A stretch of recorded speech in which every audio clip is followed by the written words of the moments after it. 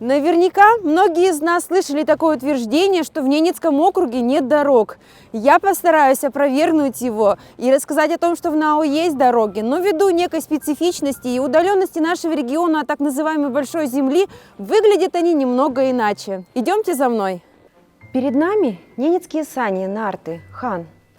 Запряженные в оленью упряжку, они и сегодня, как и много столетий назад, основной вид транспорта для ненцев – оленеводов. Ненцы – кочевой народ Арктики, до сих пор ведут традиционный образ жизни, перемещаясь в течение года со стадами оленей на большие расстояния.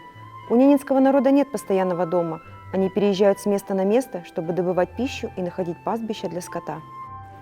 Нартами кочевники пользуются круглый год. Ненецкие сани очень прочны, достаточно устойчивы при езде, при этом их внешний вид весьма изящный. В каждой нарте видна рука мастера.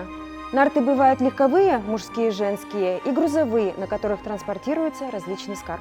На изготовление таких саней идет береза, ель, лиственница. Эта древесина прочная, упругая и легко обрабатывается. Нарты изготавливаются без единого металлического гвоздя. Вместо гвоздей применяют деревянные шпеньки или так называемые нагели.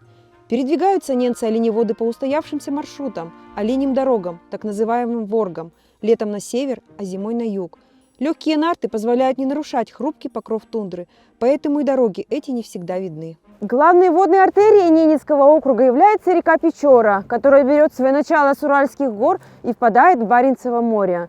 С самых давних времен именно река является основной дорогой региона. Она связывает арктическую территорию с Русью, а также немногочисленные населенные пункты Нижнепечорья между собой. И по сей день Печора и ее притоки остаются важной транспортной артерией Ненецкого округа, о чем свидетельствуют многочисленные моторные лодки по ее берегам летом и следы снегоходов зимой. Запели, и прямо за солнцем помчались крылатые нарты над крышами новых поселков и над стадами оленей.